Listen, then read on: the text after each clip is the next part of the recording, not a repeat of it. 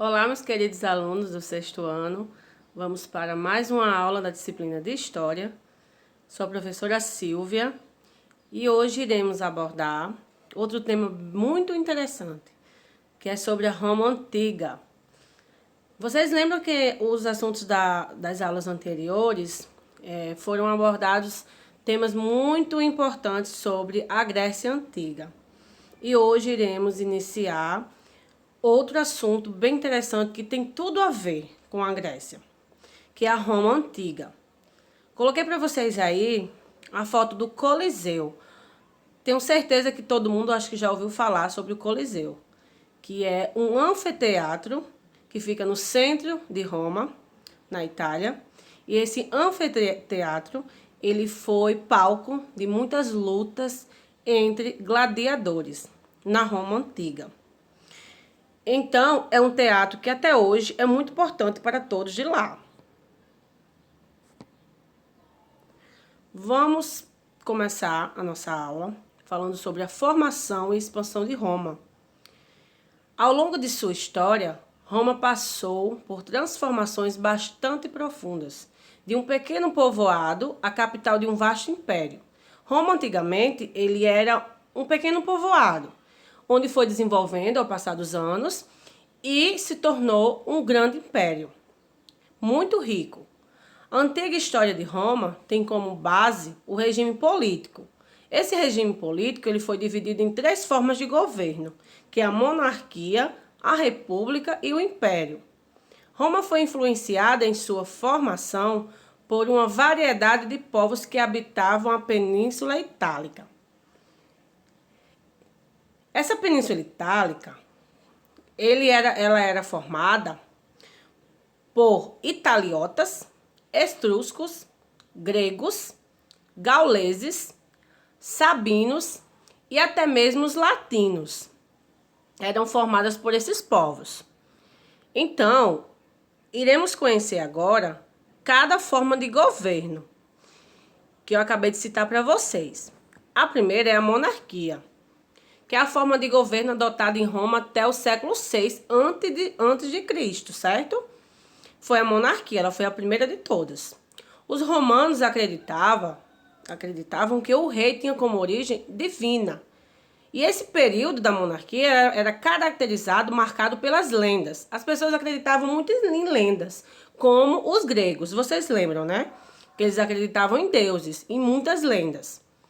A economia, no período, era baseada na agricultura e no pastoreio.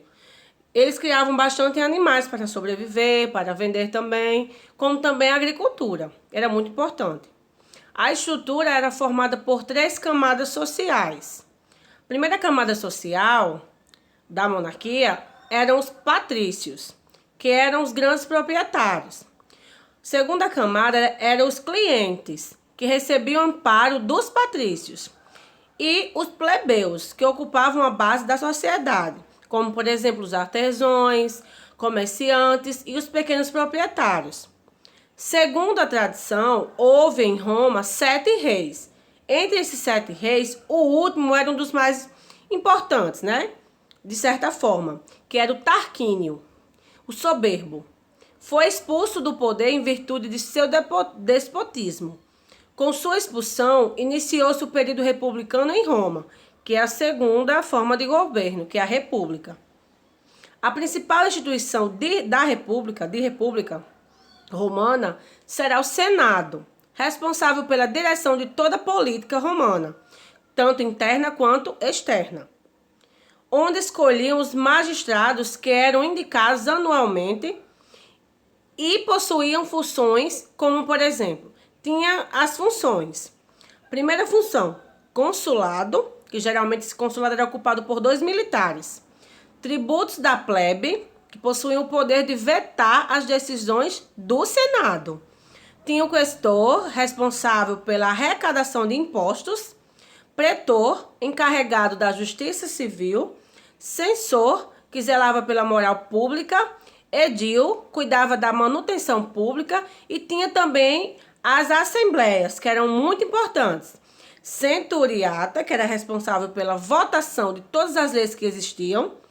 tribunícia, que era composta pelas tribos de Roma e da plebe, e tinha também a plebe, que era onde as leis eram válidas a todos os cidadãos. Tratava-se de quê? Do plebiscito. E por último, o Império. O Império, a principal característica do Império Romano é a centralização do poder nas mãos de um só governante. Então, para poder governar com esse tipo de governo, que era o Império, só seria um tipo de governante, uma pessoa só. O longo período das guerras civis contribuiu para enfraquecer o Senado e fortalecer o exército. O período imperial romano é dividido em dois momentos. O Alto Império, que era marcado pelo apogeu de Roma, e o Baixo Império, que representava a decadência e a queda de Roma. Então, o Alto Império era muito rico, né? Então, tinha um poder maior. E o Baixo Império não, tanto que teve o quê? A queda de Roma. Caio Otávio foi o primeiro imperador de Roma, onde realizou reformas que contribuíram para sua popularidade, como, por exemplo, distribuição de terras aos soldados veteranos, e foi um protetor dos artistas romanos também. Caio Otávio ele foi muito importante nessa época. Uma coisa bem interessante no estudo da Roma Antiga é a lei das 12 tábuas, que eram 12 leis muito importantes nessa época. Então, essas leis foram um conjunto de leis elaboradas no período da República Romana, que foi uma das formas de governo, lembram? Por pressão dos plebeus, que foram elaboradas essas 12 leis, instituídas em 451 anos a.C. Ali estavam escritas as leis que determinavam como deveriam ser todos os julgamentos, as punições para os devedores e também o poder do pai sobre a família, né? Que o pai na família tem o pai e tem a mãe. Então, o pai ele tem um grande poder entre as famílias. A expansão territorial. Durante a República, a conquista de novas terras foi um fator determinante para que a feição social de Roma passasse por inúmeras transformações. A expansão territorial romana provocou uma série de transformações na República, a fim de facilitar o escoamento da produção e manter o controle sobre seu vasto império. Os romanos construíram estradas, interligando os diversos pontos de seu território. E por isso chegou-se a dizer que todos os caminhos levam a Roma. Era um dizerzinho que as pessoas falavam, que todos os caminhos levavam sempre a Roma. Que esses principais caminhos, no caso as rotas, eram marítimas e terrestres.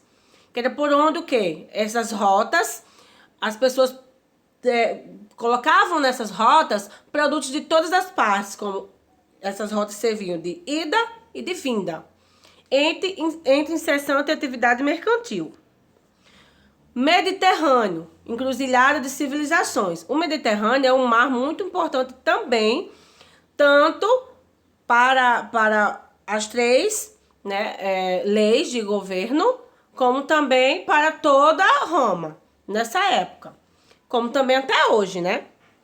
Então, Mediterrâneo, encruzilhada de civilizações.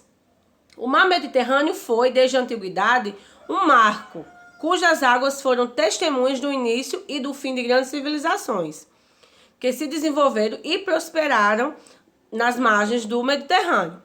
A área ocupava 3 continentes, e seu solo fértil permitiu que os povos antigos se estabelecessem lá, domesticassem seus animais, plantassem, as suas plantações com sucesso, enquanto que as civilizações que contavam com os rios para fertilizar a terra desenvolveram plantações em grande escala, em grande porte. Suas águas banham ao sul da Europa, como também Portugal, Espanha, Itália e também a Grécia. Na antiguidade, os egípcios, os fenícios, hititas, gregos, romanos, micênicos, minoicos, entre outros povos, estiveram de alguma forma ligados ao Mediterrâneo. Esses povos deixaram sua marca em eventos históricos e tesouros em conhecimentos em todos os campos do saber da humanidade. Esses povos eles foram bastante importantes no estudo da Roma Antiga, da Grécia Antiga. Todos esses assuntos estão interligados. O exército e seus líderes. O exército romano sempre surpreendeu, como por exemplo os bélicos romanos, que tinham uma alta disciplina e treinamento militar. Suas forças profissionais organizadas e seus legionários armados. Era muito rígida a forma de governo.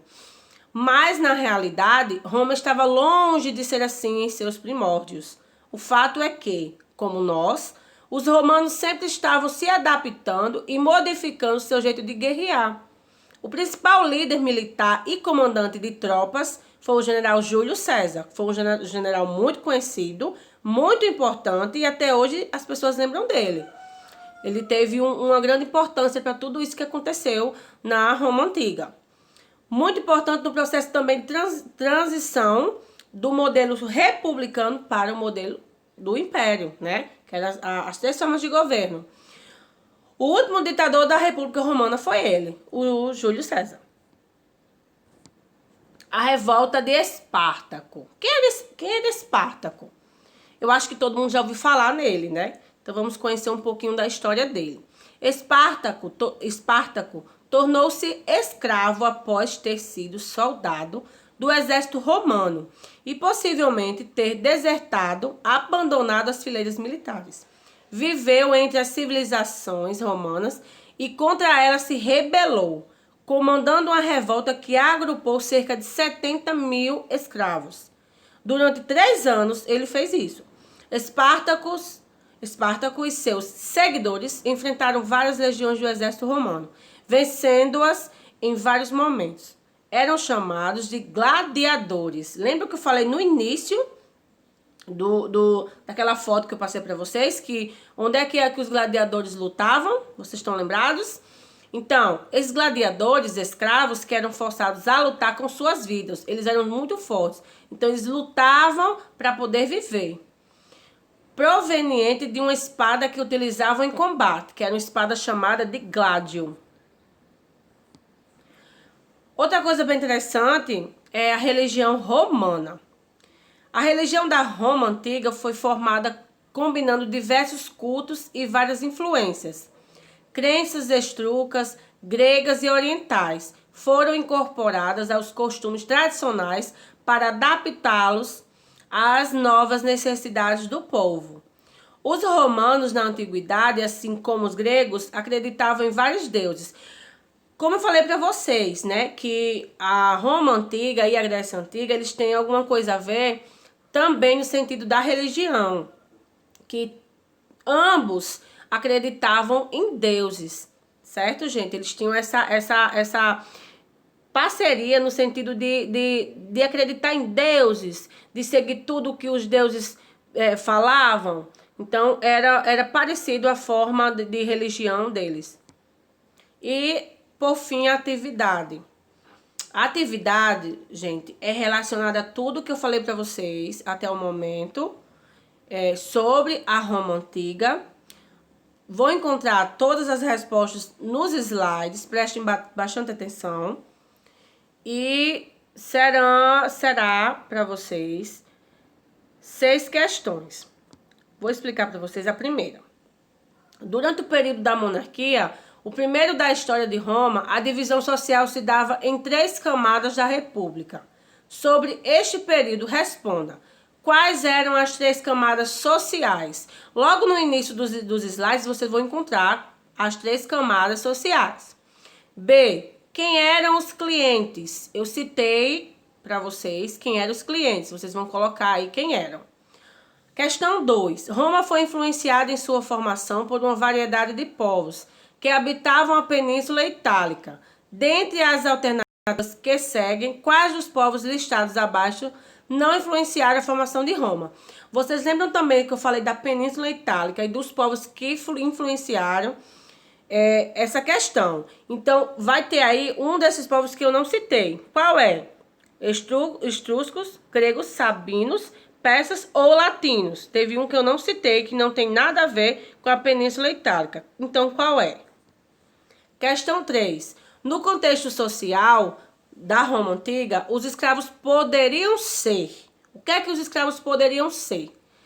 Patrícios sem posses de terras, prisioneiros de guerra ou escravos por dívida, somente do continente africano, somente gregos ou trocados com os nativos da América do Sul. Qual é a alternativa que tem a ver, né, em relação ao contexto social da Roma Antiga? O que é que tem a ver os escravos? Questão 4. Lembra que eu falei das leis, das 12 tábuas?